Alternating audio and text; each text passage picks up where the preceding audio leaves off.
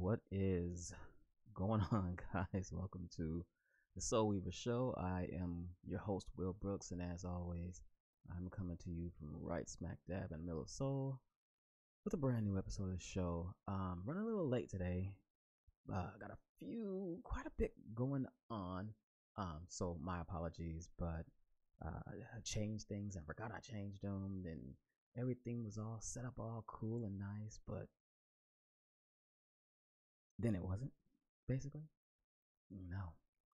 So there's like probably more than what I'm comfortable going on, or what I'm comfortable with having going on. Actually, no, everything is just the same.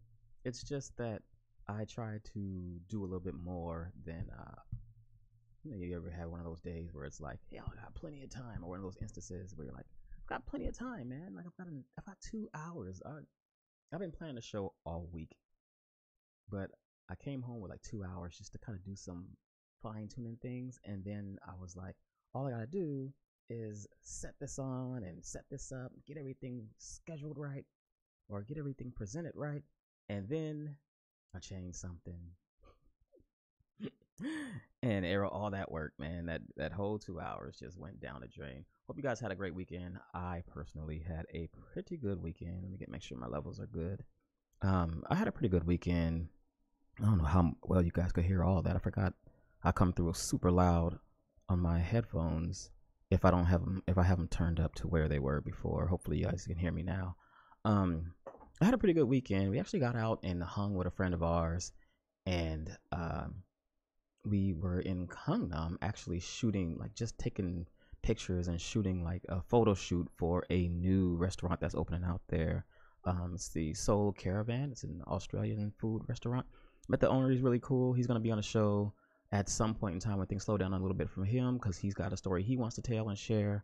And that kind of bleeds into what I want to talk about for the podcast today, because I do want to talk a little bit about the change and the point. I guess I want to talk a little bit about the interviews. I had an exchange this weekend that prompted that, and I'll get into that a little bit more when I get to the podcast. But that will be the podcast topic. So it was a little tough to do with my son, but my son is the only one that shot pictures, and he's probably the only one they'll use. Well, he is the only one they'll use if they use him, because he was the only one that took pictures there. The rest of us had a little bit of a wife aggro, and she was like, hey, we got to go do XYZ and do this, go to the bank. And I was like, man, why you didn't do that during the week? In any case, chilled pretty hard on Sunday, so I'm ready to get into something this weekend. What that will be, I'm not 100% sure. But on to this week's topics, I guess, or maybe I can clean up a little bit about last week's topic. I don't know if you guys remember, but last week, if you happen to catch the show, you saw me have like a little fail, right, with a video, and it was a video of President Trump talking about Kim Jong-un. I started to play it, and I was like, no, this isn't the video about Kim Jong-un. He's talking about the tax return, or the tax policy, and the change that they're going to do there that are going to screw people, not the war in North Korea that's going to screw people. And it was like I went back. I tried so many times to find the right video. That was the right video the whole time. The whole time, that was the video I was looking for. It's just that Trump just threw that comment in there because that's the way he talks. He'll especially lately, he's just having conversations where he's like just floating around on topics and then just hitting on one and hitting on another one, and then he'll eventually get back to the topic he's talking about. So he kind of threw me for a loop there. And I didn't even realize he was who I was talking about. Or that was the article, or that was the actual video that I was talking about. But he called Kim Jong-un a sick puppy. I don't know why I even wanted to show that. That probably was something I could have done without in the first place, and maybe that was the whole point of me not being able to get into, or not being able to locate the actual video.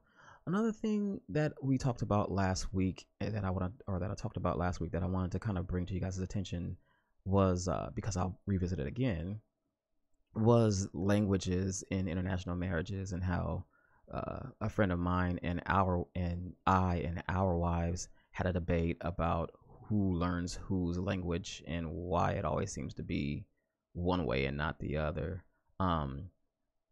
the reason I bring that up again is not because I want to hash out and open old wounds. It's because I actually saw some conversations this weekend that kind of were in the same range. People were asking questions in a Facebook group that I'm in about the kids and how to keep them, the best way to keep them bilingual.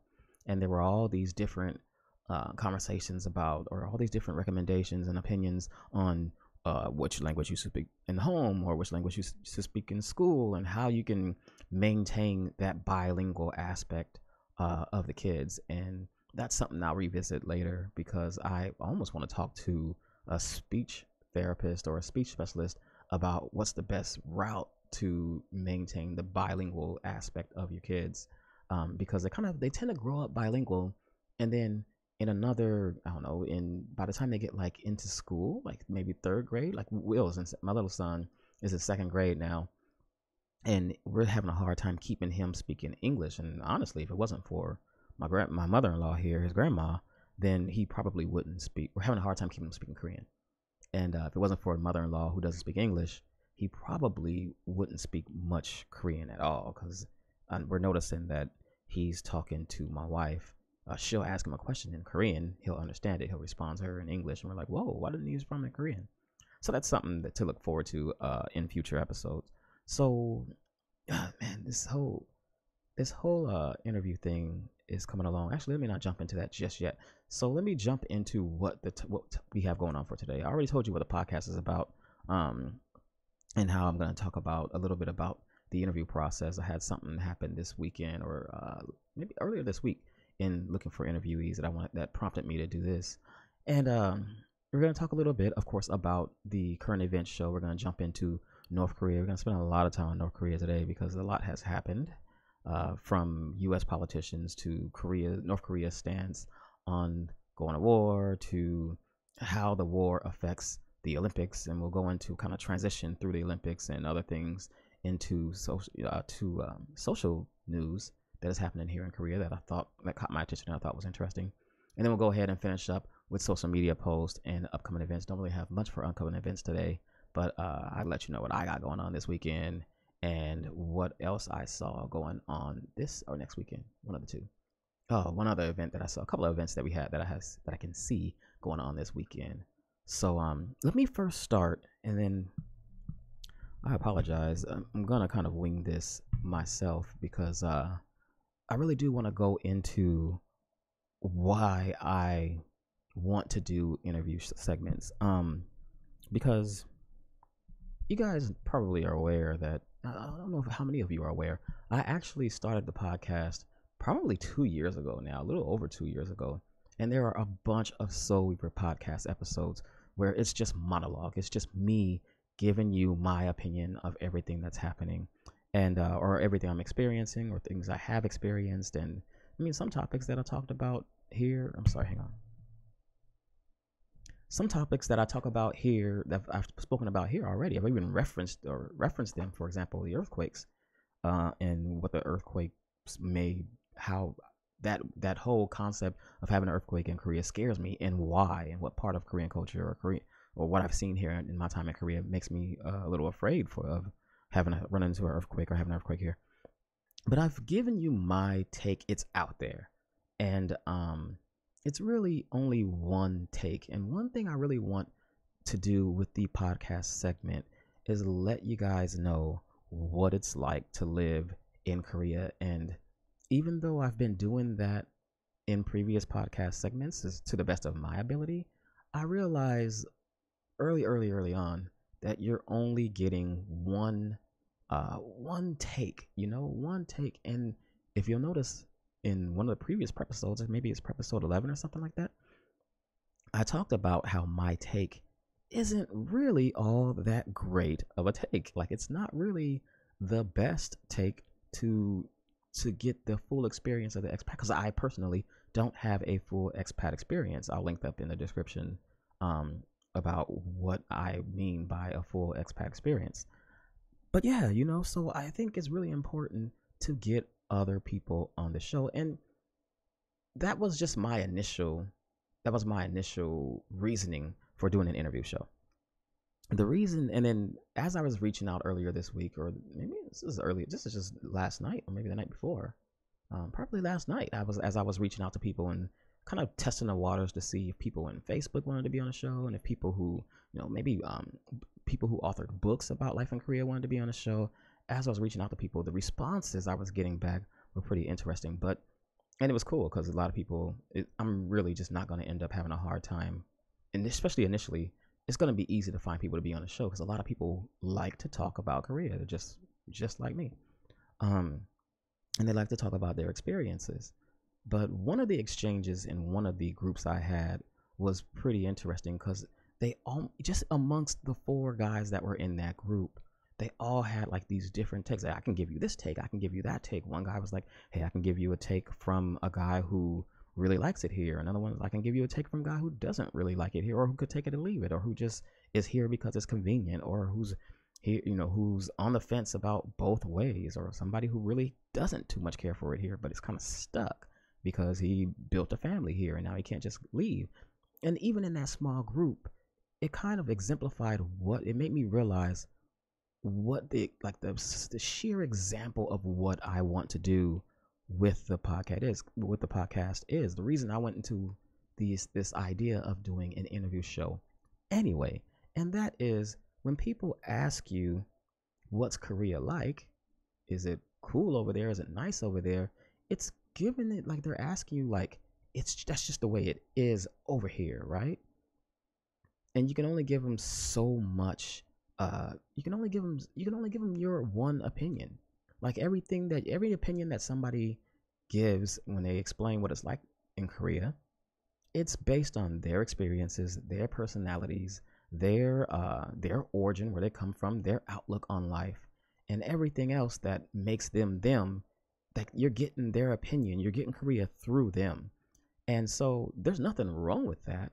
But if you make your decision based on only that, then you're not giving yourself a fair shake. You aren't just like them. So Korea might not be like that for you. So my desire is to get as many people as possible to give their take from on life in Korea. So that way you can pick and choose between people who maybe have your same personality, or have an outgoing personality, or is an extrovert or an introvert, but doesn't really like change, or doesn't really like, or somebody who seems to be really not selfish, but really conscious of their personal space. And if you're like that, and you take these different traits from different interviews that you hear here on Seoulweaver Show, and you say, okay, well, I'm not going to have a problem with it. One of the guys said, things don't really get to me, so I like it here. And maybe if you're like that, but you are kind of aware of your personal space, other than that's your one pet peeve, then okay, I can come over here and I won't have a problem with a lot of things, but I'll have a problem with the crowds in Seoul, for example. And that's just a brief example. I'm probably kind of spitballing here. I probably should have came up with another one and maybe a better one, but that's the general gist. Is like, there's so many different takes, and the more expats that start to come over here, the more Korea changes. There's always going to be a different take. If you talk to somebody who hasn't been in Korea since the 80s, they're going to have a different take on what it's like over here. And that also is based on their personality and XYZ and the things that make them them. So I talked to people before I came over here. They hadn't been here since pre-88. That's before the Olympics came to Korea the first time.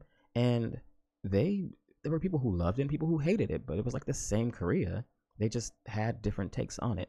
And that's the same. This is what you'll get from me. It's the same as what you'll get when you're in Facebook groups, when you're in expats in Korea who love living here, and you're in Oink, where people seem to be on both sides of the coin. I'll get people out of those groups to kind of come and tell their story and try to give you a very honest, unfiltered, somewhat filtered. Like, I don't want people on here going crazy. My son might find these one day, and even I'm a little less liberal with the language and things like that. I just keep it respectful, and I don't want to offend my Korean hosts. So just keep it respectful, but still kind of tell people what you think. Give you people your take, and give you all takes from different people that have been here for a long time, short time, and that work on base, or that work out in the community, or that teach English, or that are expats and vice presidents at a bank. There's just so many different things that you can do that work in a factory.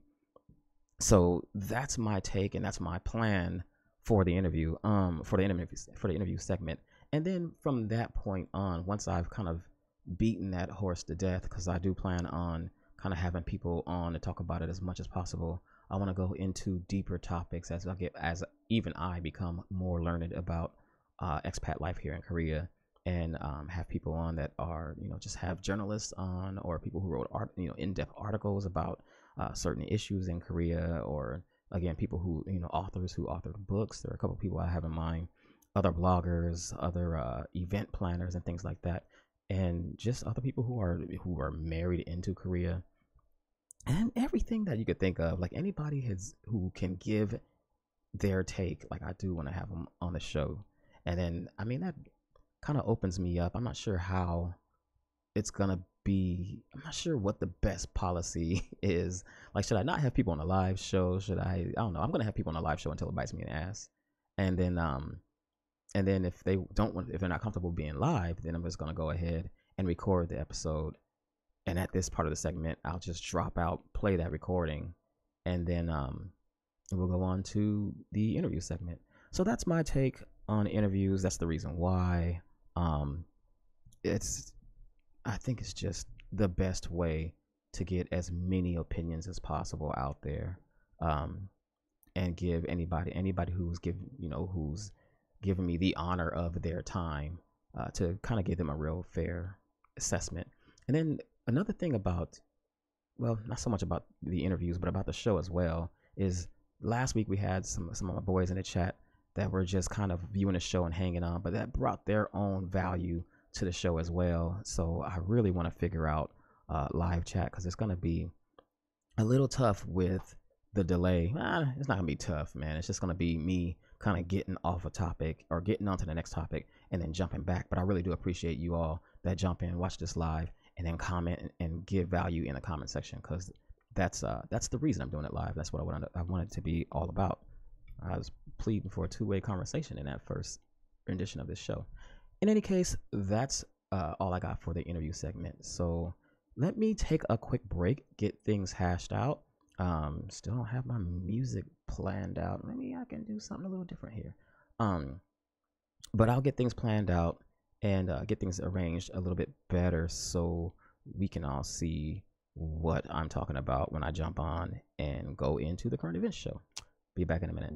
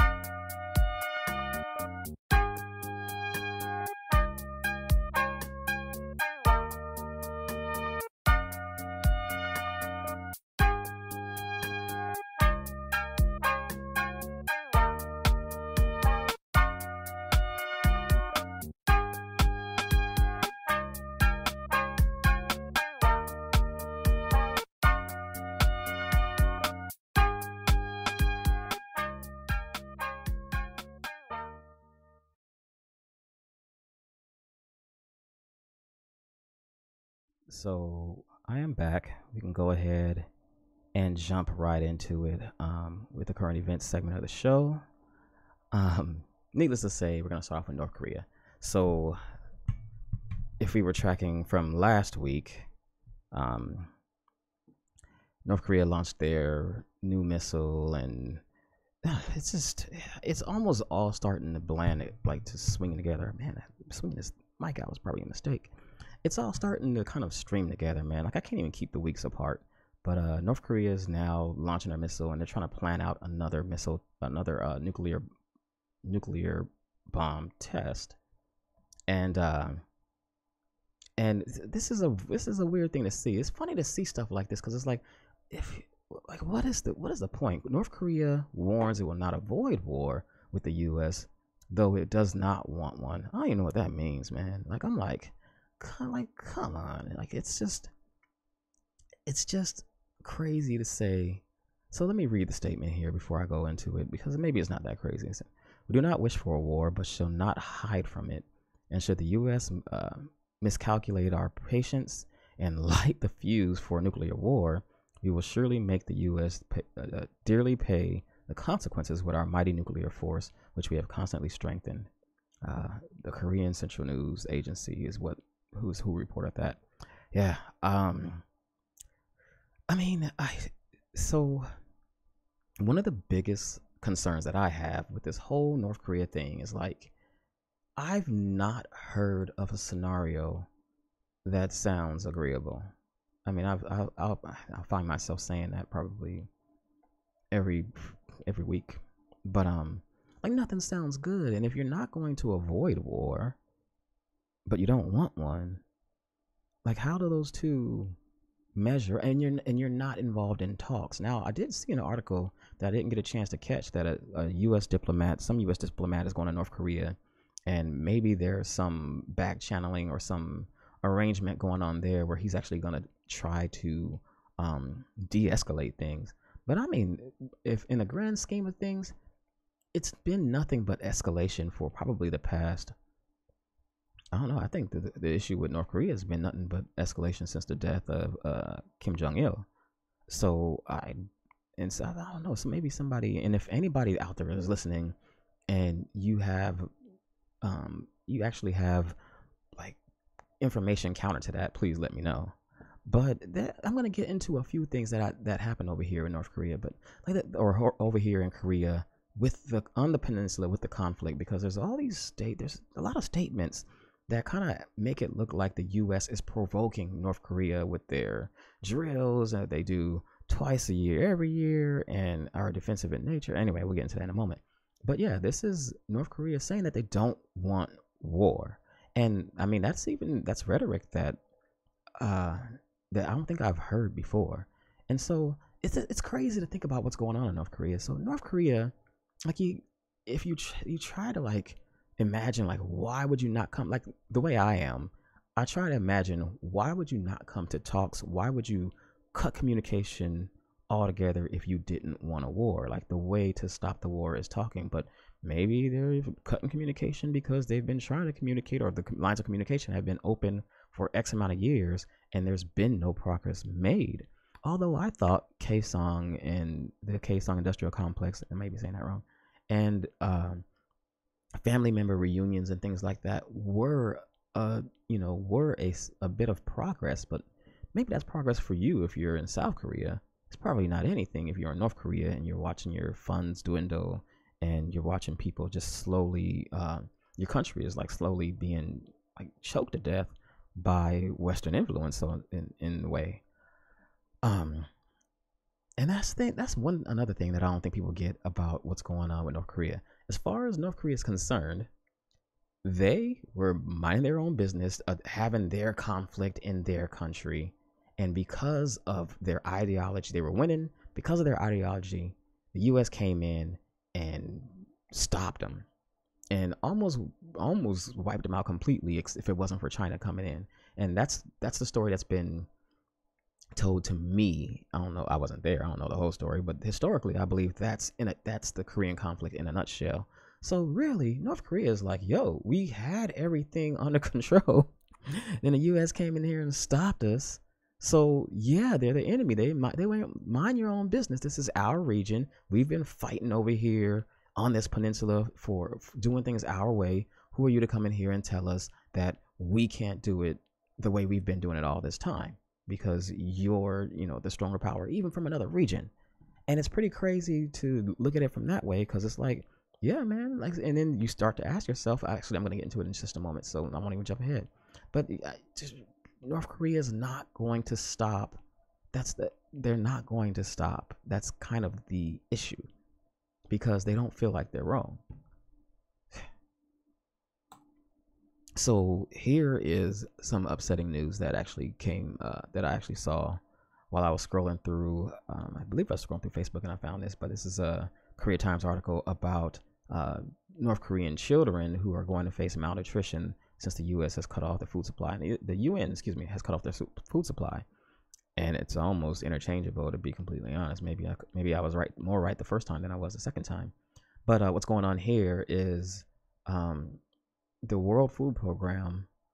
They basically had to pick between providing food and aid. They ran out of funding. They only have a certain amount, and they had to pick between providing food and aid to pregnant women who are lactating and children under 2 years old, and providing aid to kintergardeners who are children under 5 years old.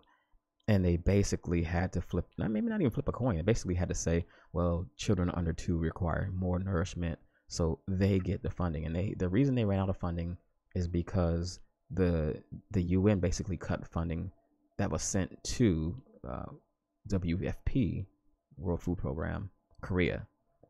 So I mean, this is kind of the big argument about sanctions. Like, do they work or not? Like, I mean, and there's basically two schools of thought here. There are probably more that are more complicated, but in a nutshell, you've got people who say you send that aid over there because it's a humanitarian effort and you want to help people because you know they're starving over there and they've got prison camps or death camps, and the people are not at fault for what they're experiencing. It's the government doing it to the people, so send them aid.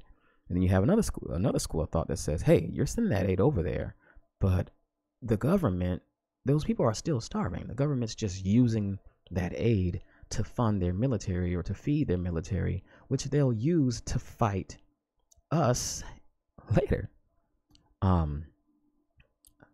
Valid point. I mean, and even if they are, now you don't go and contribute to charity or try to help in humanitarian aid for the recognition. But even if you do give the North Korean government food, or if you funnel food into North Korea, there's no guarantee that North Korea isn't just telling those people or telling the citizens that, hey, this is just coming from us. And they're not even, I mean, the goodwill that you're trying to institute or install into the people over there isn't really being delivered with your same message. And I think both of those are valid points. I mean, it's with the sanctions as a whole, even when you're telling China, or even last week we talked about how the U.S. is putting pressure on China to stop providing oil to North Korea. Well, here's the deal: if you start cutting off food or aid and food, and you start cutting off like energy, and people are starving and freezing to death, then is that any better? Like, you're basically holding a country's own citizens for hostage. Like, you're saying, hey, if your government really wants to feed you, then they should start doing things the way we want them to do it, or stop pursuing military advancement or whatever it is, and start feeding you.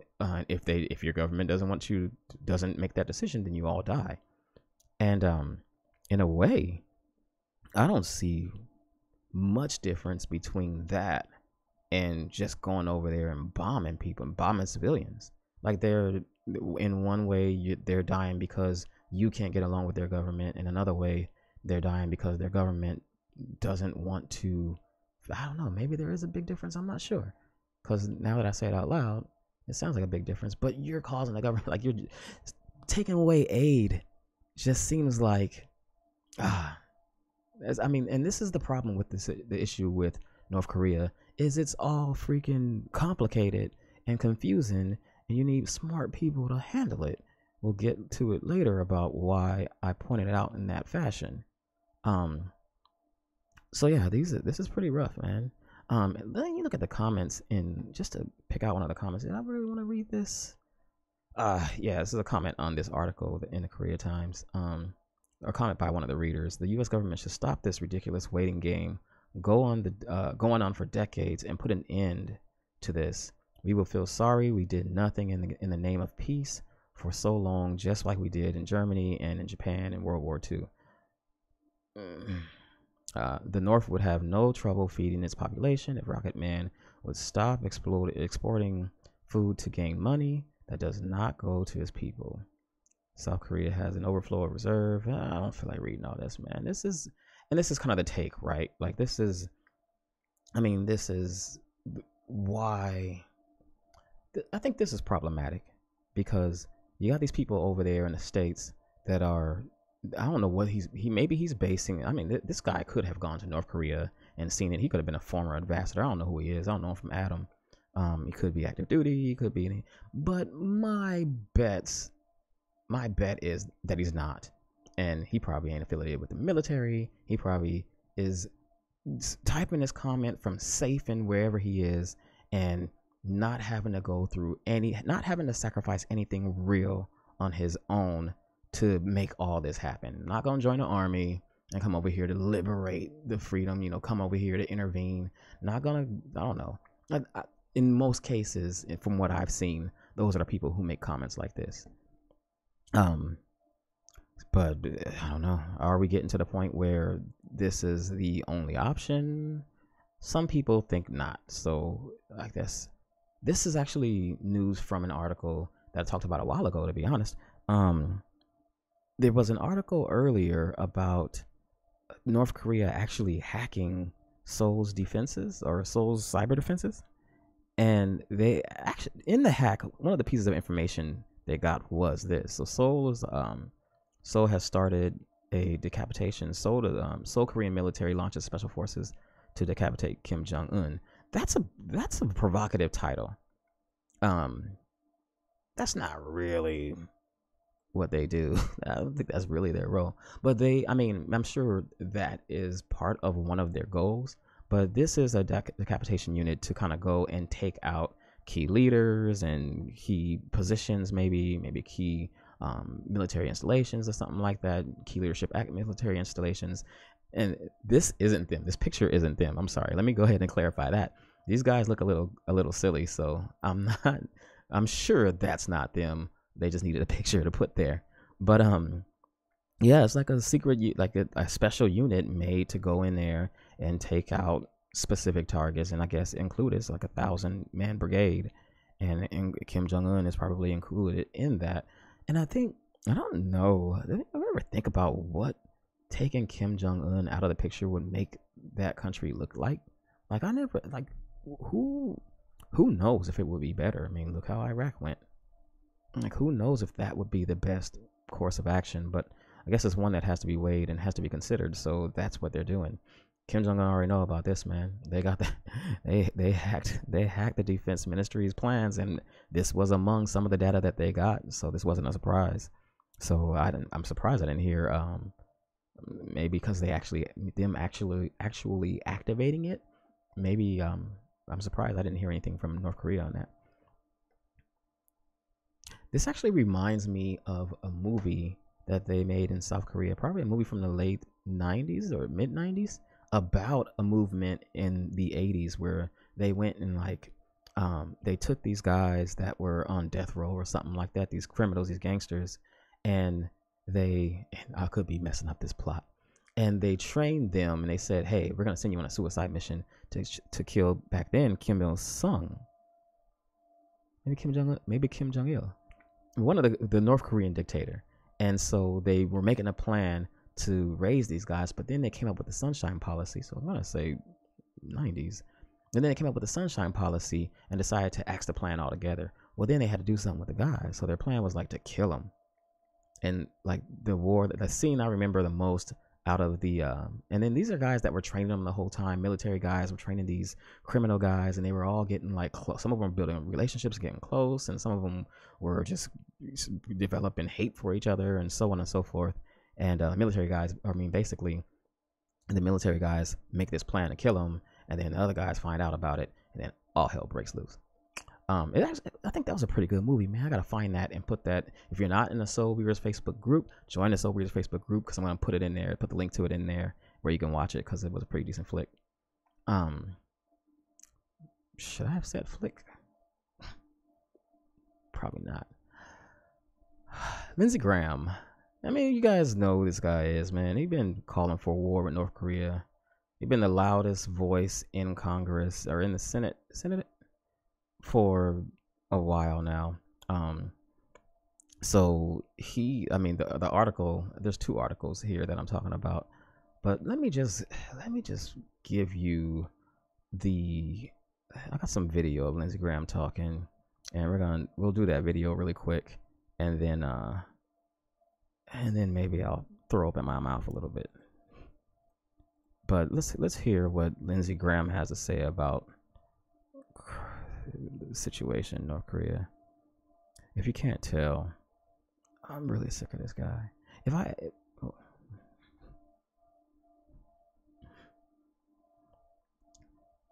don't know if I'm more sick of him or if I'm more sick of people who are, screaming, beating the war drums from a safe distance, man. That's just, maybe that's just me because I'm here in Korea. Let's go ahead and play this and see what it's up. Go ahead. Sorry, I had to get that ready. Let me go ahead and play this and see what he's got to say. Let's start in North Korea. Where are we with North Korea right now? We're getting close to military conflict because North Korea is marching toward marrying up the technology of an ICBM with a nuclear weapon on top that can not only get to America but deliver the weapon. We're running out of time. McMaster said that yesterday.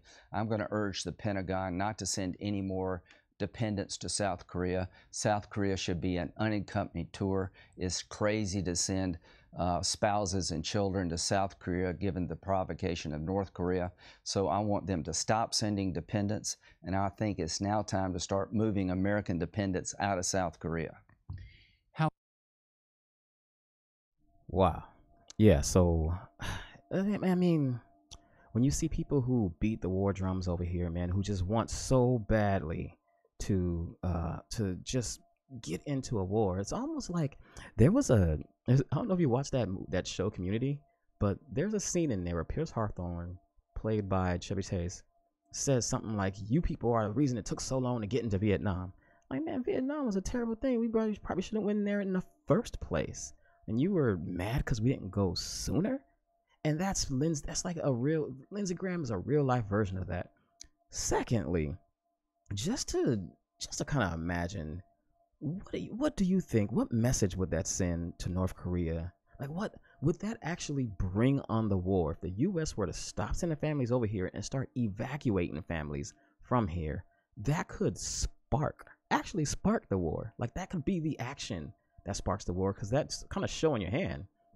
And who the hell does Lindsey Graham think he is in the first place to be telling the Pentagon what to do, right? Like, before I did this, my intentions were to look up Lindsey Graham and see what his qualifications were. I didn't get around to it because, quite honestly, I hate him. I didn't want to go research him.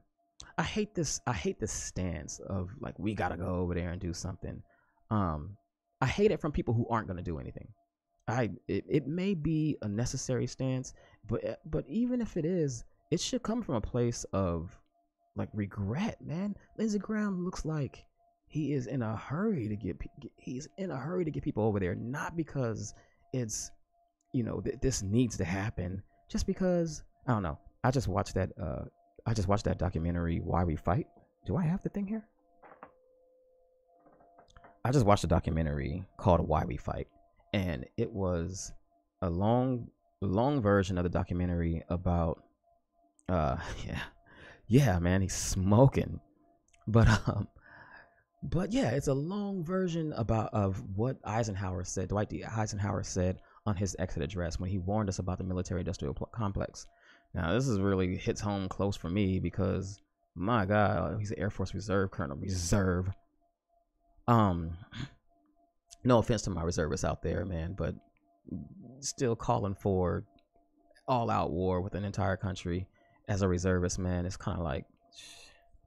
So in any case, what was I saying? Oh man, it threw me off. It's just this place of, so you got the military-industrial complex. It hurts me because it kind of pays the bills, man. So it puts me in a compromised state, because I can't really talk about it as bad as I want to, because I work for the DOD. So, but like this culture, I mean, the DOD is necessary, Department of Defense is necessary, but the culture of going to battle for the sake of making money for these companies is ridiculous. And Lindsey Graham, I would bet that he's got some stock in some kind of way in one of these companies that's going to make a lot of money off of a war in North Korea. let's get back to what else he was saying, man. He said something else that's pretty crazy. Let me go ahead and chime in real quick and let him finish this out. States. Should the Congress be having a big open conversation about preemptive war? Yeah, I think so. I think the president, as inherent authority as commander-in-chief, has the ability to strike North Korea to protect the American homeland. But this discussion needs to happen among ourselves. Let me ask you about the president's team. There were a lot of back and forth this week about whether Secretary of State Tillerson was going to stay in the job. Do you, net, after all the reports and so forth is over, do you have confidence in the president's team around him to manage this tricky question? He's got the best national security team of anybody I've seen since I've been in Washington. The president himself early on made the right decision. I'm not going to allow North Korea. See, here's the problem, man. How does he have the best team that you said, best national security team that you have? It's not a time to be kissing the president's ass when it's time to go to war. That's all I'm saying. Like, it's crazy to just say something that I would think this is demonstrably false. To say that he's got the best team that he's ever seen since he's been in Washington.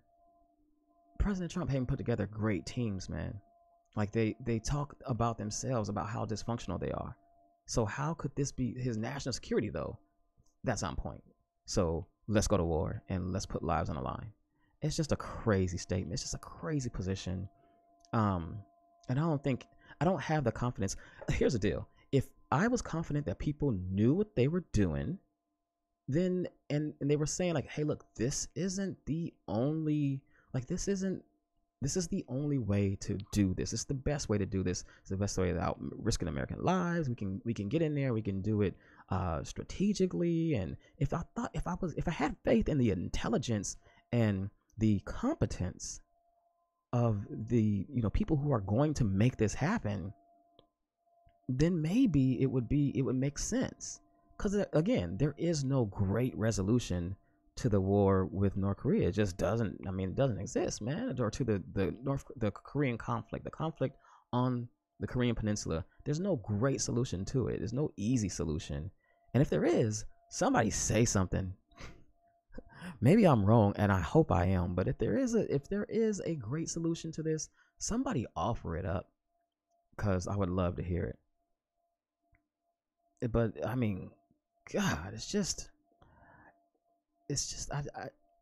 maybe I just don't grasp the concept of just sending people anyway, sending kids. I don't grasp the concept of war. I don't grasp the concept of old cats like this sitting at the house while they send people's children and people's mothers and fathers to die because they want to make some money. And I'm sorry, that's just the way I see it.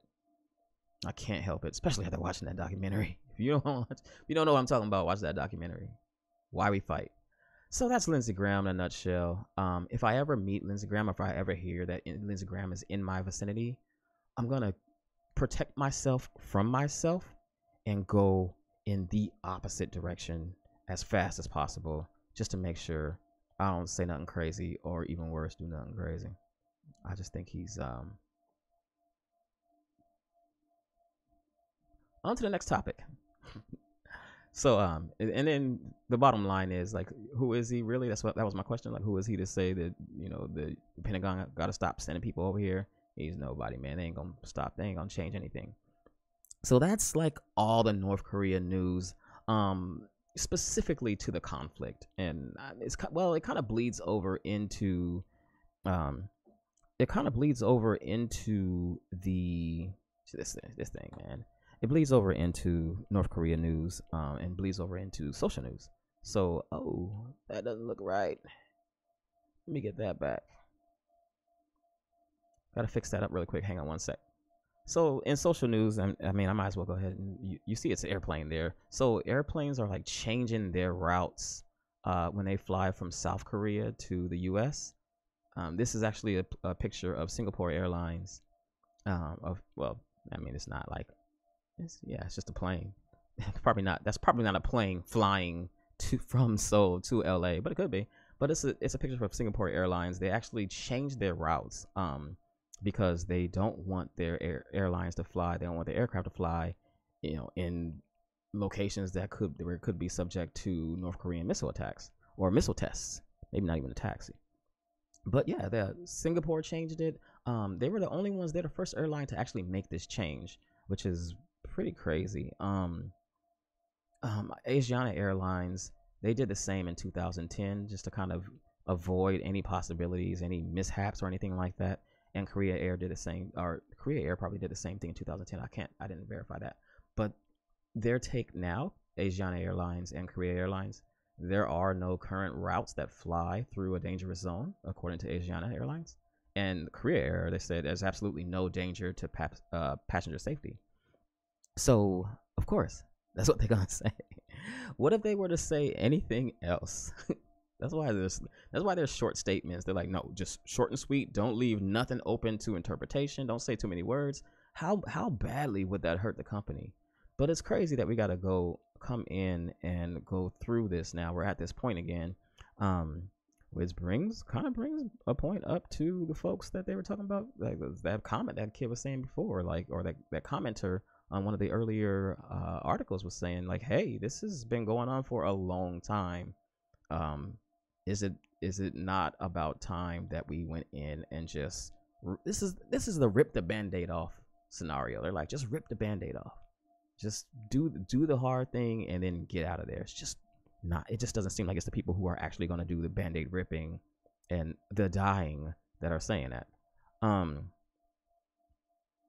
Another issue that's happening here, Pyeongchang Olympics. Oh, that's why I had it so big. North Korea won't provoke during the Pyeongchang Olympics, according to the IOC communicator. So yeah, I think I've read a lot about how the IOC has a lot of money to throw around and how they could probably, there's probably some financial backing, some financial insurance associated with North Korea promising not to interfere in the Olympics or interfere during the Olympics. I mean, I don't think that was a hard sell, to be completely honest. North Korea is just, what do they consider provoke, right? What's provoking? Man, I didn't even touch on that topic. Anyway, so so if you're coming to the Olympics or thinking about coming to the Olympics, you have the IOC communicator's word that North Korea is not gonna mess up your day, not gonna mess up your hockey game. So that's it. I'm done talking about North Korea, guys. Let me go ahead and jump on to. I didn't even have a picture of this, but this caught my attention. I really wanted to talk about it. 80%. This angle is probably not the best.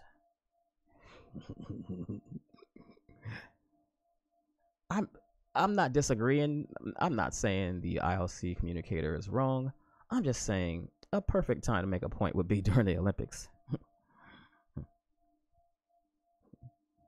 Yeah, I'm sure DOD will be on ridiculously high alert during the actual, just replying to a comment. I'm sure DOD will be on extremely high alert during the Olympics. It's probably gonna be crazy. So onto this topic, 80% of Korean middle school students do not mind homosexuality. This is kind of, so if there's a big fight in Korea for the LGBT community. Probably something else in there that I missed. They add more letters every time I hear it. But yeah, like in Korea, there's a lot of hate shown towards transgender, bisexual people, homosexual people. And it's kind of a surprise. The reason this stuck out to me is because the conservative aspect of the country tends to make it a little harder for people in the LGBT community. So it's surprising to see the children of these people, the grandchildren probably of these people, who are 80% on board with it. And so they had numbers that I won't read through because they don't really mean anything, but the vast, shocking numbers, like shockingly even numbers on people who would be okay if they found out one of their friends are transgender, would be okay if they found out one of their friends are homosexual. Some that would, like the percentages that would actually put distance between them once they found out who they really were, they were in the teens, versus the positions or the decision to actually remain closer to them and shows not solidarity, but show support and ask if they needed support in their life, I guess, in this endeavor. We're all in the 60% range, 70% range, which was kind of a surprise. But the middle school students, the society has a lot of time to like get to work on them and try to make them conform to what they want them to conform to. And speaking of conforming,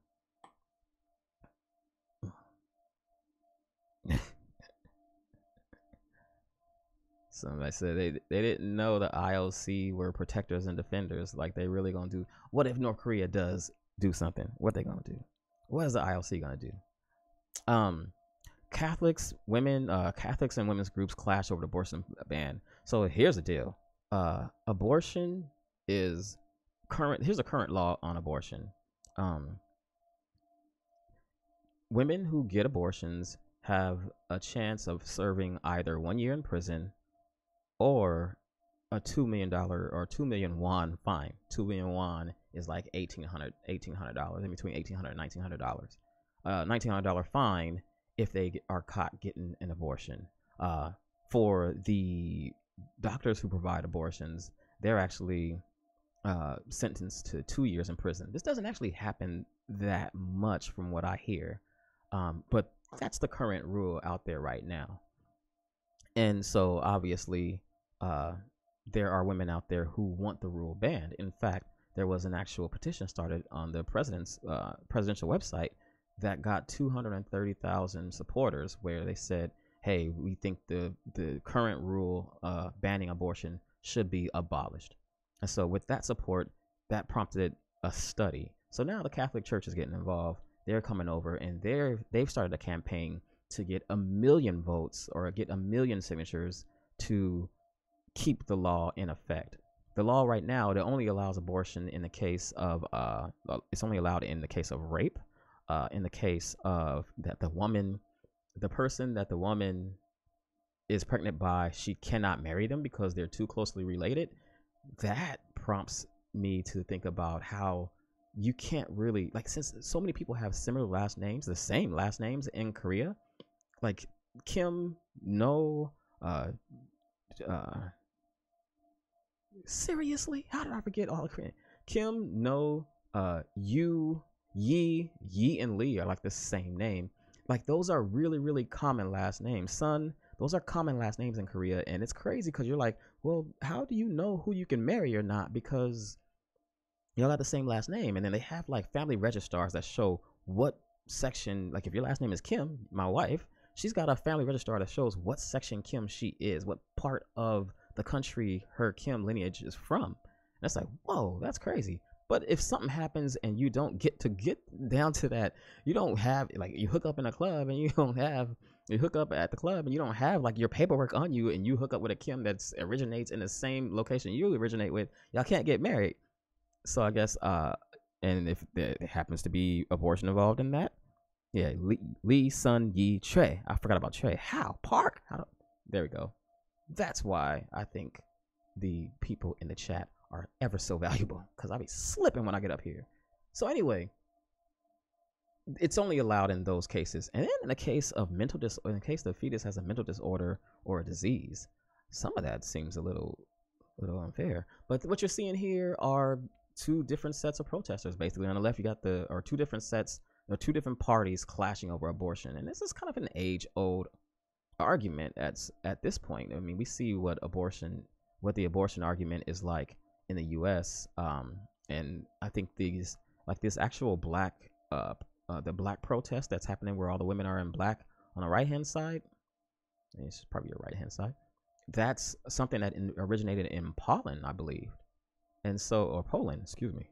And so it originated in Poland, and so it lets you know that this fight has been something, and it's like just the tradition has traveled over to Korea. So it's a fight that's been waging for a long time. I'm going to try to get off that topic and not really go into it anymore. Just thought it was interesting. It's interesting in Korea because Korea also has a population crisis where their population, like the working population, is dropping and the birth rate is super low. and they're anticipating a population problem crisis in X amount of years. I'm not sure, that may not have anything to do with it, but bumping up, allowing abortions can't positively affect that, I don't think. So that's all I got for the current events show. That was actually a lot of articles. I don't know what time it is. It's already 9. What? We'll be right back with social media and posts and upcoming events. Got a lot of videos, so I'm gonna go AFK for a brief minute. I'll grab myself a beer and come back and probably talk a little bit about beer, to be completely honest with you, because I got to post about beer, but I don't know what order it's in. I shall return in just a moment. See you in a few.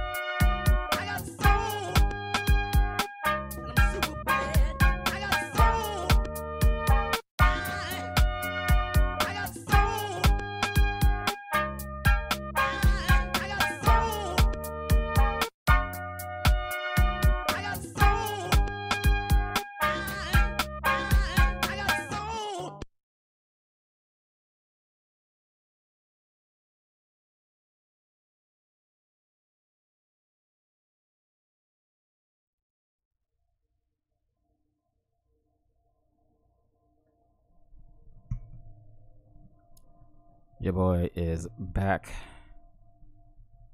trying to get things figured out at how. What I want to start with first of all, let's just start with this, because it's just a quick thing that I took from. The wife sent me a couple of pictures today. Let's start with the right. So this one on the right is, oh, you can't see it because I did it. Let me just do it on the fly. That's a SWAT truck that is I guess not too far away from our house, but if you'll notice, it's got like that awning up at the top. It's a food truck called SWAT. Yeah, cute, right? It's like that's all I wanted to say. And then this right here, man, this is a dude selling, I don't even know what this is. I didn't go to US Weapons when I was in basic. But this is like a freaking, is that a stinger? It's not a stinger. It's a shorter fire weapon. And he's saying that he got it from the American base, the American Army base. And he's just selling it on like G Market or selling it on a Korean swap meet channel. like on a Korean swap meet site. It's pretty bit of a surprise, and it's like, man, this ain't real. Is this real? This ain't real. Is this real? I don't think it's impossible, man. You see people selling stuff like this. You see people like off posts, Korean shop owners selling military gear, like US military gear, all the time. And I remember when the first time I saw it, I was walking through Itaewon, and I was like, yo, that's like an actual gas mask, man. That is somebody's mask. Somebody lost that. Hopefully they lost it, or they sold it to Ajashi in a pinch. I heard people were doing that before. Not recommended, because it's not like you're gonna get away with it. But like, it's actual military gear out there in Itaewon for sale. at the shop just at the corner. Man, it's pretty crazy. People's stuff. And then like you would see, I would also like when they came out, when the uniform changed, like that store, they had the new uniforms before I had the new uniforms, and I was active duty Army. It was crazy. It's crazy to see how fast stuff gets filtered out around here in Korea, especially like the Korean military, like the Korean and military culture. It's like a weird, it's like weird things going on. Like you don't know how people know stuff, like how Korean locals know stuff before the actual soldiers know stuff. I remember people used to tell me this would happen all the time. Like you go out to the field when you're active duty Army, and then like the ajima or the shop owner, she would be out there with her truck selling ramen as soon as you got out to the field. Like she would be there set up before before you get there. And it's like, how does she know when we were going? So it's the relationship probably was the relationship between the U.S. military and the Korean local business owners and things like that is a little closer than you would think over here. Not this close though. I'm not sure how that happened. So okay, I got a lot of video that I'm gonna drop that I'm gonna go over, or that I'm gonna share tonight. I should explain this. This is actually a video of a guy that's talking about how weird it is to be over here in Korea. I don't know if I should be blurring that or what, man, but part of doing it live.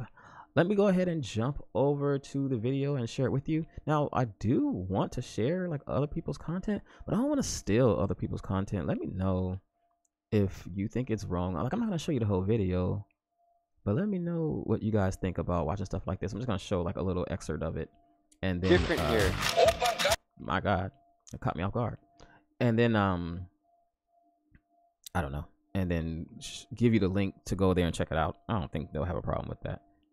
Another interesting thing, let me get it straight really quick. I'm sorry, probably should have done this during a break instead of pouring beer.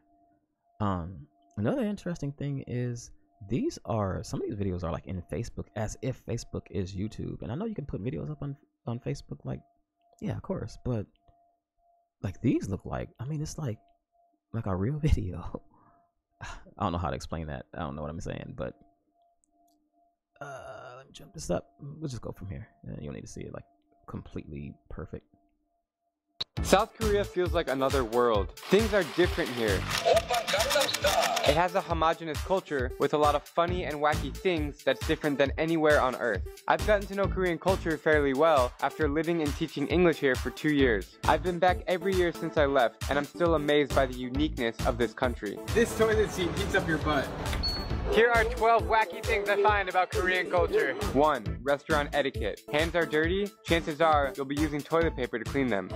Need to call the waiter? Just press this button and someone will come immediately. Need to cut your food? Use scissors, which makes life easier and safer than knives. Also, they sometimes sit on the floor to eat. 2. Afraid of the sun. In the Western world, a tan is considered attractive. In South Korea, it's exactly the opposite. They want to look as white as possible, and they even use whitening cream or get injections to make their skin whiter. 3. Selfie madness. Koreans take more selfies than anyone I've ever seen. Selfie sticks are rampant among the young and the old. Shall I mention the word narcissist? 4.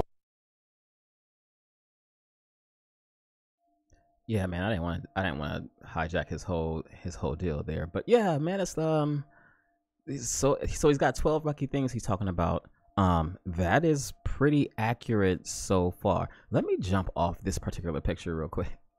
That's pretty accurate so far. Actually, I should have just done this.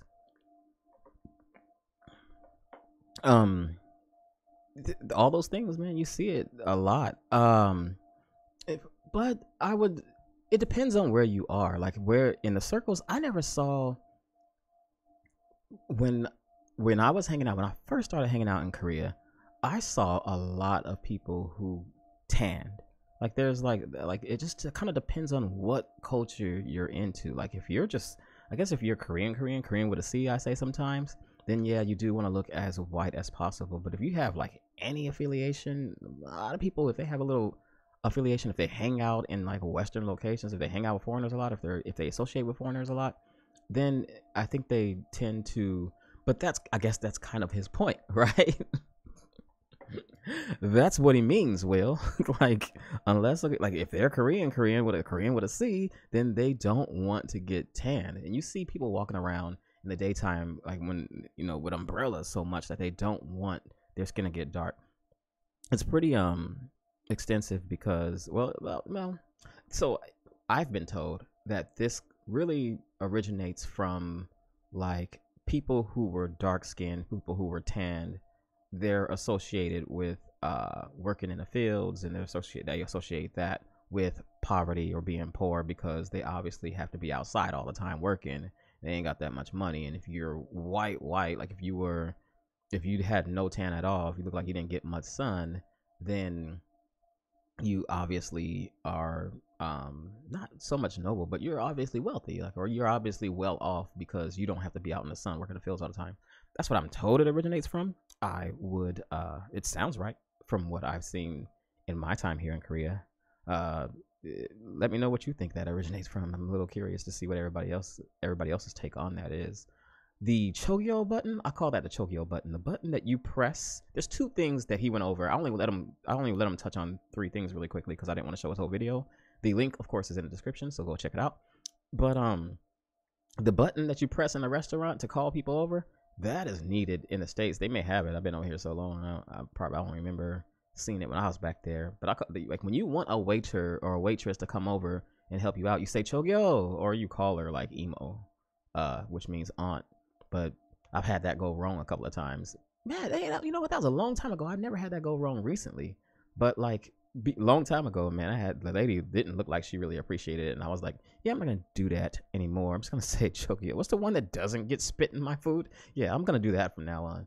So like instead of just saying Chogyo, you just press the Chogyo button and it dings and runs off. And then people will come over there and help you out and see what you want. Press on accident over and over again, especially if you got kids at the table. Another thing he talked about in there was cutting with scissors. I started cutting my pancakes with scissors. It's so easy and convenient because it's just like that's something that they need to have in the States too. Toilet tissue as the napkins, not so much. That's a real thing, but they don't need that here. The first time I saw that, I was very, very shocked. But I think his videos probably, a decent representation of what's going on in Korea. The bidets and everything like that. I don't know where he's from though. He sounds like he's from the U.S. or he's from somewhere Western. I don't know. He speaks English without an accent, but it sounds like I sounded when I first started doing this, man. Like it sounds like you just like I'm reading a script and I'm taking long awkward pauses when I say certain words.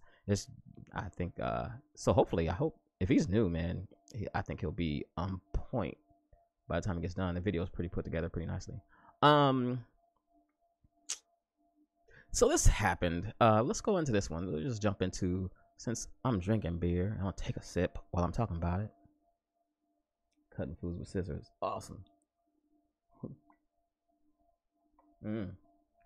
Yeah, he could be from Canada. That would explain. Maybe he wasn't reading the script. Maybe he wasn't uncomfortable. Maybe that's just the way he talks. So in any case, Cass still sucks. It's actually, I think this is an opinion piece. Yeah, it's an opinion piece. Yeah, it's gotta be, right? An opinion piece from Korea Times. Yo, before I jump into this, anybody who I've gotten comments of concern, I'll call them, about doing so many articles from the Korea Times, but really the Korea Times and Korea, like news in English is somewhat limited. I'm working on what? I'm working on my Korean. I'm working on my Korean so I can read articles in Korean. I'm working on a way to get articles from Korean news translated. But then you worry about things getting lost in translation. Anyway, I'm working on finding other sources of articles and things like that in Korea. So if you have any in mind, let me know, because I really don't have any real. I'm not married to the Korea Times. Like, that's just where the person that I talk to gets his articles, because that's where he decides to get his English articles, and he sends me those topics for our English discussions, and they make me think of you guys. So that's why I use them all the time. But I do realize, like, sometimes they're like some of their articles today, like I said, when I said the Some of their titles are a little sensational. Some of their articles are written a little, like they have a point of view.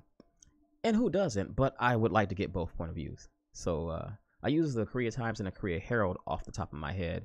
And if you know of anybody else, there's some other locations that I just signed up for, some other publications that I just signed up for that should be sending over articles like weekly through email.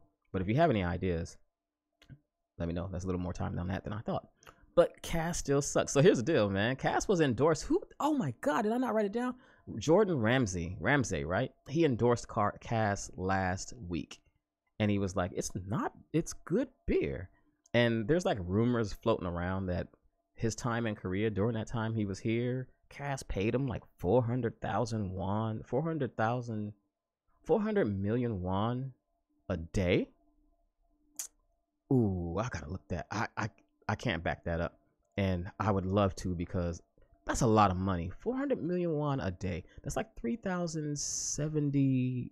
It's like $370,000 a day, if I'm tracking that number correctly. And that's a lot of money to endorse a project or I mean, I ain't gonna lie, man. For that much money a day, I wish Cass can get me to work for 10 years to build up my reputation to get to make that money and say they're good. Like, it's just crazy. But Gordon Ramsay has like a lot of clout, and for him to say it's not bad beer must have really, the Cass was expecting that to really give them a bump, because they have to be having a hard time now. Listen, if you're freaking Cass, who did I say? I said Jordan Ramsay, huh? It's Gordon Ramsay. Burn. Nobody corrected. You didn't correct me. My boy didn't correct me. I'm just playing. No. So yeah, Gordon Ramsay, like he's like, what does it say? 400 million per day. That is $380,000 a day. That's a rumor. That's not confirmed. But if they gave him that much money, maybe he would say it was good, even if it wasn't. And so, like, the article actually goes on to say, like, Cass isn't bad beer if you compare it to like what its equivalents, right? Like, it's not Guinness. Like, if you compare it to like Budweiser or what is it, Foster's, or whatever else they say in the article. They have one more, Carling Black label. I don't even know what that is. I just want to try it just to say I know what all these beers are. But my experience, it is beer time, man. Why are we waiting? Here's an interesting thing. Here's my story with beer. I came to Korea when I was 19. So I didn't drink beer. I mean, I came to Korea at the age where I was drinking Zima, Night Train, Mad Dog 2020, and Cisco. That's what I was drinking when I got over here. Cause like you had to, and then I was drinking hard liquor, cause somebody thought it would be a good idea to get me on the road to alcoholism before I even got to be 21. But yeah, man, I either drank like Bacardi, or I drank, like, if I was drinking drinks, I was drinking gross stuff. And I thought it was good, Boone's Farm and all that stuff. And I got to Korea when I was 19, got introduced to soju, and actually I hated soju when I first tasted it, but it grew on me. And I got to the point where I was like walking around and drinking soju, like just, I'm not gonna tell you.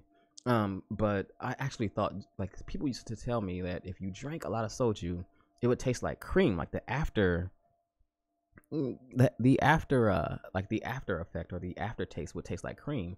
And one day I was drinking soju and the aftertaste really did taste like cream, and I was like, yeah, I'm done. Like, I gotta stop. I gotta figure out something. But I never did, seriously. So drinking soju and makgeolli and all these other drinks was my preferred method to, like, I just made myself think that I didn't like beer, because whenever I drank Cass, even like Cass, whenever I drank Max or Height OB, whenever I drink those drinks, I just didn't like them. So I thought beer was gross.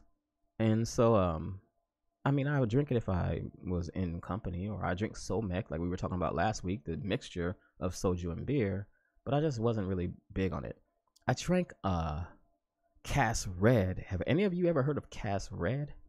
I drank Cass. They had this drink out called Cass Red for a while, and it was super strong. I lost my job. I was circling a drain, and I was drinking Cass Red like a crazy person. And that was basically Cass's answer. Like they just made They just made like super strong beer. But when I went back, so when I left, I came to Korea in 2001, left in 2010, December of 2010, and went to Arizona. And the first time I had real beer was in 2010. I was almost 30 years old. I was gonna turn 30 years old, 29 years old. It's the first time I actually had real beer. They didn't have real beer over here. You couldn't get like microbreweries and things like that. The laws kind of prevented that. I'll jump into that in a minute. But the first time I got to the States and I went to a microbrewery and I actually tasted like home brewed beer, or brewed beer at the restaurant, I was like, this is delicious. Like, no wonder people are crazy about this stuff, man. Like, it's like a completely different experience. And I was like, I'm never gonna ever touch Budweiser or Cass or any of those beers that I could stomach again.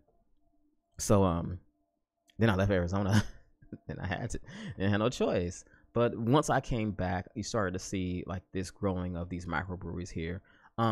There's a couple, or not a couple. Oh, I'm sorry, Dan and Julia. They are not a couple. There's a partnership. They run something called the Seoul Company. You've probably heard me talk about them before. They teach you how to brew your own makgeolli, but they've been in Korea for a long time, and they know a lot about like the beer, the drinking culture, and like laws even, or the history here in Korea. And I'm gonna have them on the show at some point in time. We're getting pretty close to them.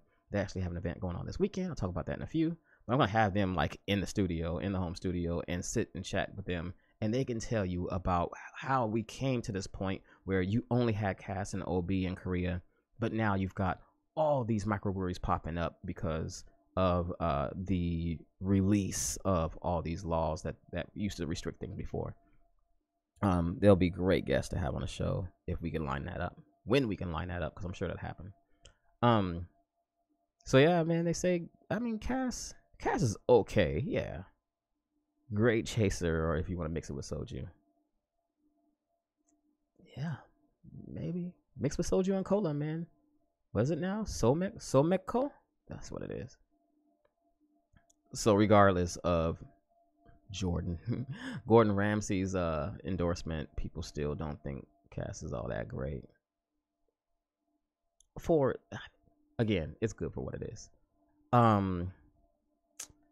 One more video, man. I did put together a lot of videos. I didn't realize how many I did, though. That's kind of a lot. But I do want to kind of talk about this one. I just minimized my thing. So we talked a little bit about President Moon last time on last week's show.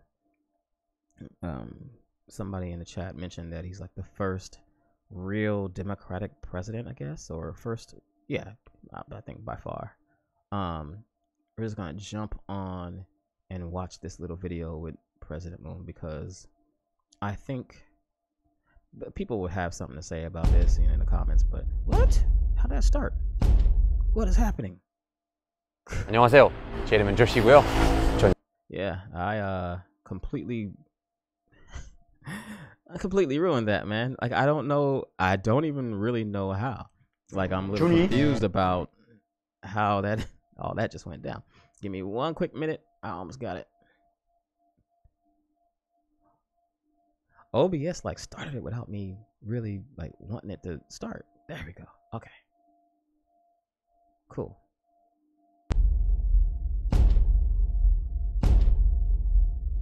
준이?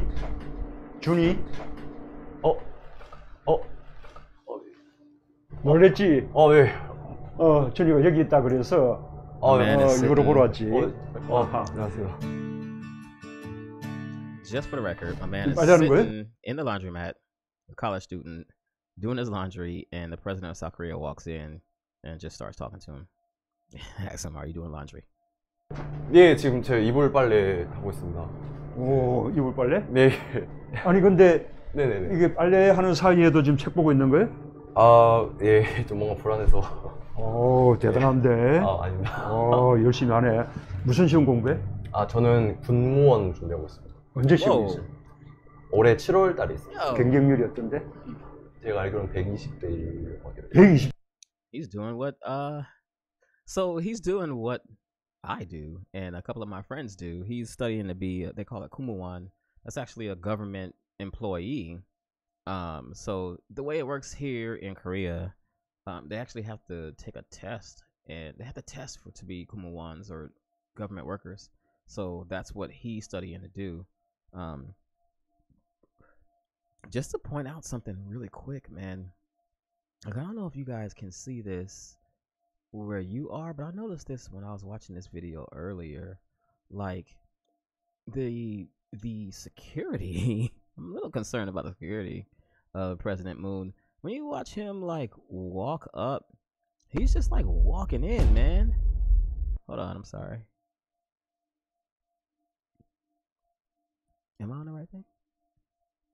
Like he's just like strolling in, and then the reason I'm a little I'm surprised by it is because there's like no. If you look at the background, you just see buses going by and stuff. Like there's no blocking. It's just people walking by. Like there's like the security looks a little taxing. Like that is like just a bus at the corner going by like nothing happened. You would never get anything like that with the U.S. president. I'm a little surprised, but this is President Moon's like jumping out there doing laundry. And people talked about it. They're like, hey, it's like nothing, right? It's just what is it? It's just a publicity stunt. He's just trying to get attention, and well, you get people saying things much worse than that, but it's just a kind of a media ploy, but it's a pretty damn good media ploy to come and go out and help a college student do his laundry. I think that fits the bill. Now knowing what I know now, I think about these like shows and things like that, I think I realized that even his surprise, it probably isn't that genuine. He probably knew everything that was about to happen, and it's kind of all they probably did this take like a bunch of times and said, hey man, you need to be more surprised. The president just walked in, so be more surprised. Oh no, that's too much surprise. You're too surprised. Be a little less surprised. I got some freezing going on here, I think. Let's make sure we're good to go. I'm sorry. A little confused about what we got going on here. I'm frozen. Can you guys still see me? Like on my screen, I'm not even moving. Not sure what's going on there. Hang on one quick second, guys. My device, like, whoa. Okay, we hang on one quick second. I'll be right back. Little bit of confusion going on.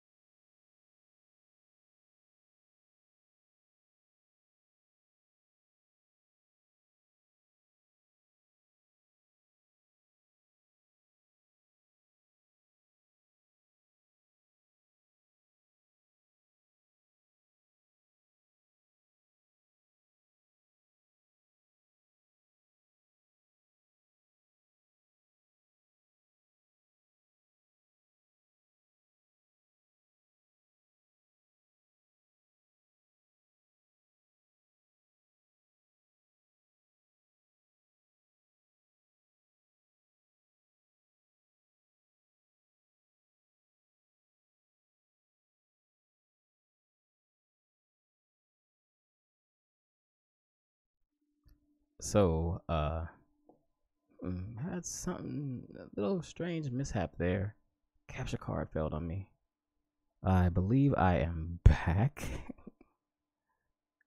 That was weird. Yeah, frozen, man. Am I back? Let me know if I'm still there. What was I talking about? Oh, so Korea's first democratic president. I don't know. You get a lot of. I mean, I saw like of course it's politics, so of course there's gonna be a lot of trash talk from each side and things like that.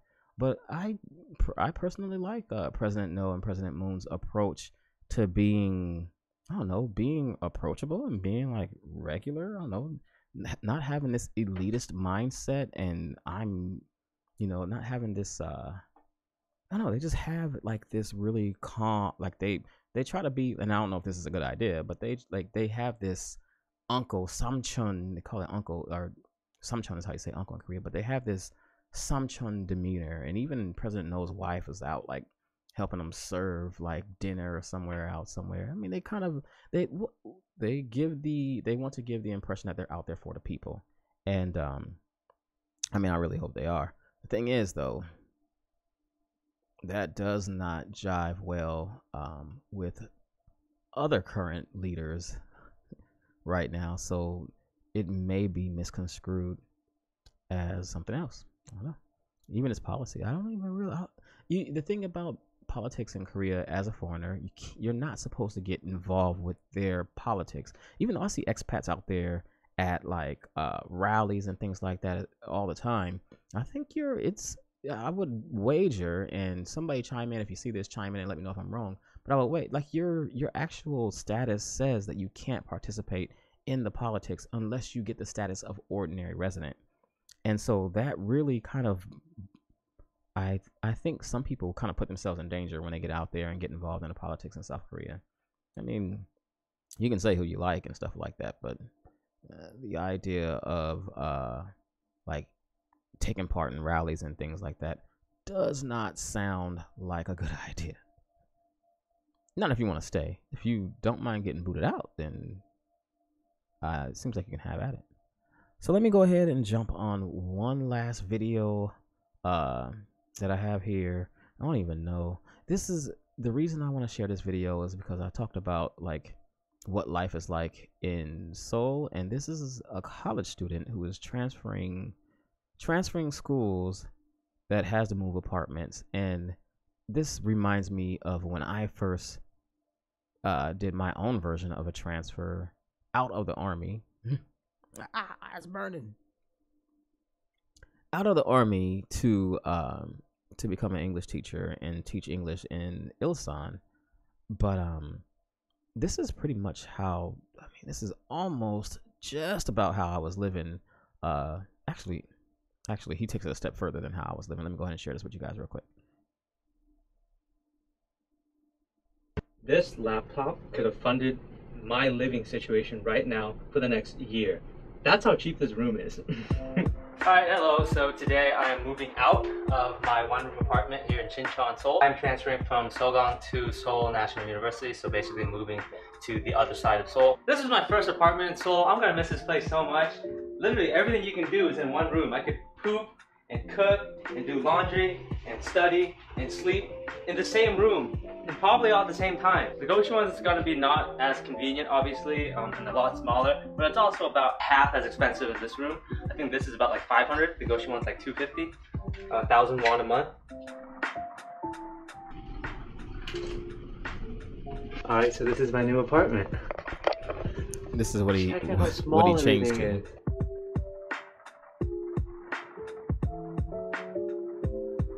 So this camera is at one end of the room right now. I can basically touch one end of the room and the other end of the room at the same time. I mean, I'm not complaining. It has everything I need. We got a bed right here. We got food right here. TV that I'll never ever use. Some storage. AC. Yeah, man. I never hit that point where I went to the Goshiwon, but I did have to live like his first apartment. You know, to be completely honest, I lived on the Korean economy with no support a pretty long time ago. So I mean, a lot changes in Korea in a short amount of time. So I lived on the economy. I got out of the army in 2006. So from January, from June 2006 to January 2007, like I lived in a place called Huomdong, in a place called Dragon House, man. It's like old memories. That was me and my wife's first apartment, and it literally was bigger than his first apartment, but every apartment we looked at first was the same size as his first apartment. And I was like, I need a little more space, man. Like, me and you getting married, I need my computer room, we need our bedroom, and at least the living room and the kitchen were like the same room. Like, it was just basically, that's what it was. And I think it was maybe 28 pyong or something like that. Real small apartment. And it was a long time ago, like a small apartment in a villa. And I mean, I don't know, I always have fond memories of that place. The only thing is, like, every now and then during a certain time of year, you get like bugs, man. It's like a big cockroach, like one that flew. And as like, you find yourself in a situation where you're like you're like, oh my God, somebody get that bug, and then suddenly you're the person that's supposed to get that bug. I'm like, no, I'm scared. I don't want to kill it, man. Let's just suck it up with the vacuum cleaner. But yeah, that's just crazy how, like, his room is probably, I mean, that whole apartment, his first apartment, probably the size of my kid's bedroom right now. Like, it has, like, I mean, smaller, man. It's gotta be smaller. Definitely smaller than the room I'm in right now. But that's like college life when you're here in Korea. Like, you get like a small little 1-bedroom apartment, and you go ahead and have everything in your vicinity. Now, here's the interesting thing. He was in Shincheon, which I would like. That's where me and Uni met, actually. But he was in Shincheon, which is in like Kongbuk. It's like north of the river. And then he moved universities from, I think he said, I forgot the names of the universities that he said, but he moved down south to like Gangnam area. And that's why he probably had to downgrade, because Shincheon is like known, that's where Yonsei University is. So it's full of students. And so they have like places like that for students. But when you move down, like, I'm surprised his rent went down, to be honest. But when he moved to Goshiwon, he probably didn't have the options of one rooms there. They either have Goshiwons or they have like regular apartments. And in Gangnam, stuff is super expensive. So he probably didn't have much of a choice. But hey, you can, like, if you want to rough it, like, there's some people that out there that have that minimalist lifestyle, or that minimalist way of living, that you can do that in a small apartment like that. That was basically a box. I mean, like, just a little bit bigger, and I got too much going on for me right now to have like living in a box. But I mean, the room I'm in right now is bigger than the space that he had. But actually, you know, part of me actually misses that, where you just had to kind of be scrappy and be young, you know, and just kind of go with what you can get, right? And just pay 250,000 won for a little room that you're gonna keep while you're in school. That's pretty cool. And then the one thing I like, they have these things called they have office tales in Korea. I actually wrote a blog post a long time ago on like apartment living, like Seoul's apartment complex. I'll come back and leave that in the link, or maybe I'll link that up in the Seoulweavers Facebook group. If you're not part of it, please be sure to join. But like, the apartment living in Seoul has so many different levels. Like, you live in an apartment, I don't want to say like up or down, but you can be over here living in an apartment like me, where you got like all the amenities and everything except for a dishwasher. And then you can like go like the complete opposite and have the bare minimum space and live in like a place where you can touch one wall with your hand and then pick up and kick the other wall with your feet, and like everything in between. So it's even though it's expensive to live in a city, you can still make it if you find places like that, and if you don't mind just being, again, scrappy and resourceful with whatever you have. It's pretty cool. I would say one more thing. The moment you get out of Seoul, and this probably happens in every big city, every major city, where like the moment you get far, things change drastically. The apartment I was talking about earlier, where I had like one bathroom and the kitchen and the living room were basically the same room and 2 bedrooms. We moved. I think I paid $850 a month for rent, and that was a really, really lucky deal because no telling what that would cost right now. Because Seoul is like Manhattan or something like the prices are just up there when it comes to like rent and things like that. I moved to Pyeongtaek, like out of the city, like another town that's an hour and a half down south, and on a good day, and like I gained an extra bathroom. My rent dropped $200 a month, and I just gave him like a little bit of key money, and I just had like this huge spacious apartment, and it was just like, man, that's crazy. Like that, like just the fact that you're in Seoul really makes your apartment super, super expensive. Oh, and I wouldn't even tell you what I pay on it now, but if you know me, cacao me, I'll tell you how much expensive this is. So what else did I have? One last thing I want to touch on before I jump off here, man.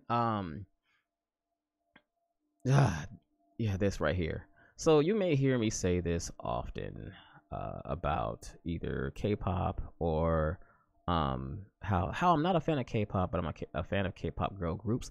There's a reason I'm not a fan of K-pop, and it's not really the music that is the issue. It's the culture around it. Now, that disconnect kind of threw me off, and I actually have to go in and find this. Hopefully I can. I'm sorry, give me one quick minute. But the culture around K-pop is actually very toxic.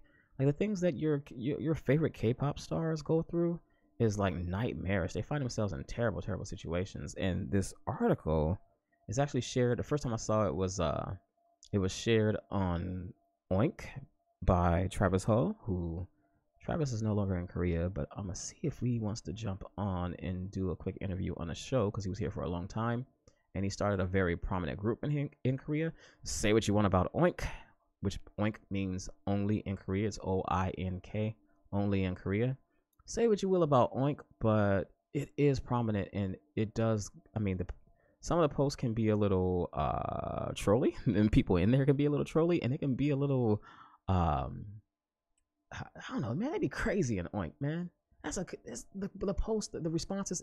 It's cut down a lot, but the first time I joined that group, literally every other day there would be a post in Oink that would make me want to like just quit the group, and you would watch people rage quit like every day, and they just talk crap about everybody in that group because it seems so negative at times, and people are just trolling and just talking crap about life in Korea. And it's like, if you hate it here this much, then why do you stay?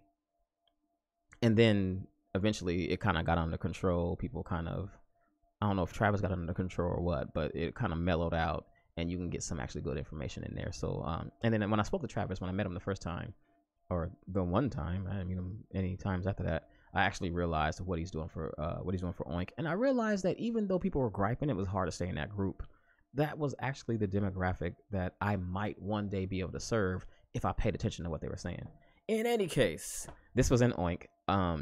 It wasn't as trolly as you would think, but the disturbing truth behind K-pop music, and this goes into how your favorite K-pop stars, or the ones that don't make it, right? Like your favorite K-pop stars are like groups, like the cream of the crop.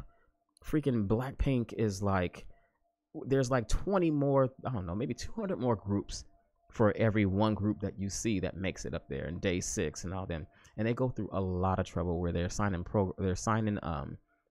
contracts with companies that are kind of screwing them over and taking their time, and all these terrible, terrible things that really happen behind the scenes to make these cute little music videos where these girls are dancing around.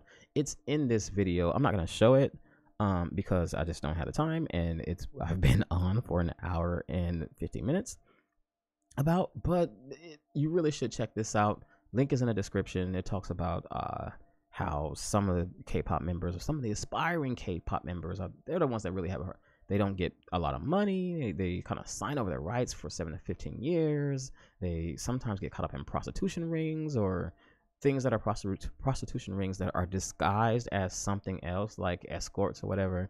They want to make money on their investment, and if they're not making as much money, at their concerts or at their debut or on their debuts or from their album sales, then they find themselves having to do a lot of things that are not cool. And you probably, and I don't think it's much, I mean, and like this article goes into plastic surgery and stuff like that. I don't think it's much different from the States, from the US, because it's the same extortion. You're extorting young people, you're extorting the desire of young people to be famous. Right. You're distorting young people's desire to be famous and like taking advantage of them. And that is K-pop in a nutshell. That being said, K-pop groups, guy or girls, the ones that make it, they speak to a lot of people out there in the world. So I think that's kind of the reason that Korean culture or life in Korea has become so popular, because of these groups and the stuff that these guys go through. I don't know, man. Maybe it's a double-edged sword. Maybe it's something that needs to happen that is just an unfortunate side effect of, I mean, because it brings a lot of money into the country. Like, I would love to talk to somebody who actually knows like the effect, who actually studies the effect, because before K-pop, when I got here to Korea, nobody like knew where it was. They had heard of it. You had a Korean friend or something like that. But no, back then, nobody even distinguished between North Korea and South Korea. And K-drama and K-pop have really put these places, or has really like take it. I mean, it didn't put the country on the map, but it played a major role in putting the country on the map to the younger generation, I would say.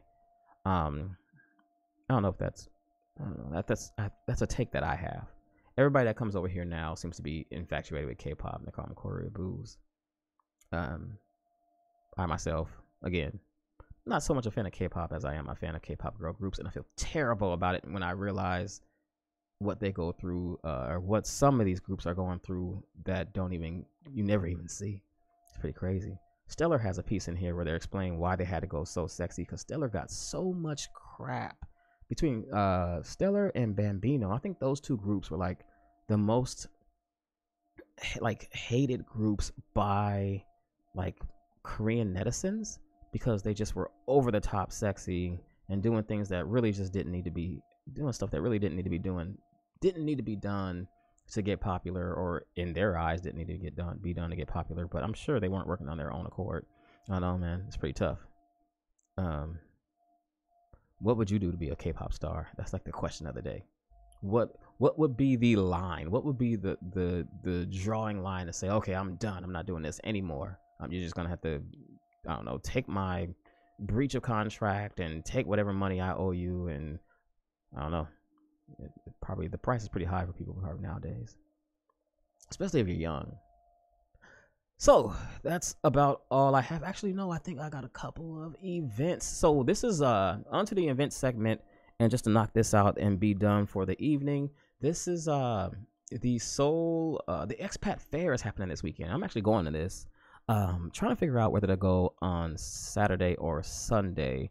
A friend of mine is going to be there on Saturday. A couple of friends of mine are going to be there on Sunday. I'm probably going to end up going on Sunday and doing like a makgeolli thing, like drinking some makgeolli and eating some great Korean barbecue on Saturday night. I'm not terribly sure, but they have both the expat fair, which is there on the left hand side, that's going to last 2 days, again Saturday and Sunday, and then the expat fair after party, which is going to take place Saturday night.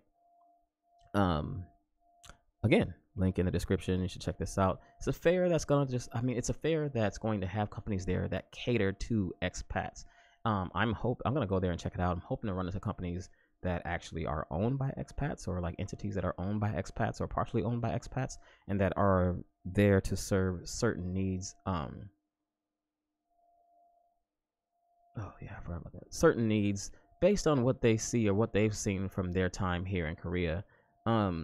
I'm really looking forward to going there, because I really want to get in contact with those guys and talk to them about what inspired them and what made them go ahead and come out and try to do this challenging thing of just take this challenge of opening a business here in Korea, because it's different from home. It's not the same. That's why I really want to get Adam on that I met this weekend, because he definitely has a story to tell, and he's trying to give back to the community, trying to simultaneously give back to the community while running his business. But yeah, Expat Fair. If you're gonna be there Sunday, I think I'm leaning towards Sunday. I guess I've kind of made up my mind. But if you're gonna be there Sunday, you might see me there. So holla at your boy. And then also from the Expat Fair, they are actually doing a giveaway. And they're gonna give away one round trip ticket to LA. So again, go to the link in the description, find out about the details, and you can, I think you have to comment and like and share their post to enter into that contest automatically.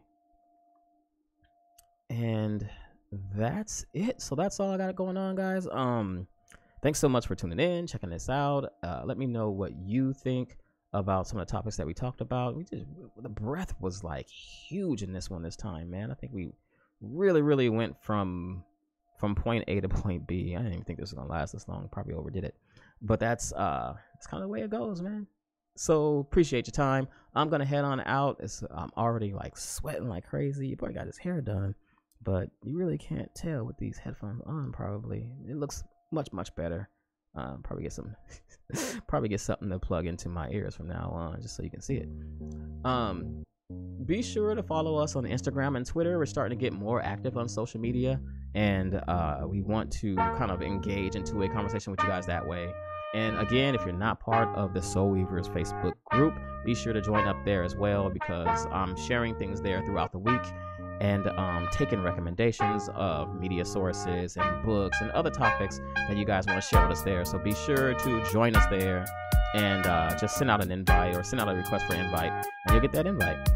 I'll see you guys next week. Not sure what the topic of the podcast will be. We'll come up with something eventually by then. If you got any recommendations, feel free to submit them, again, via Twitter or Instagram in the Seoulweaver Facebook group. I'll be out of here, guys. Back next week. See you then. Thanks so much for tuning in. Love you guys. Will Brooks out. Seoulweaver Show.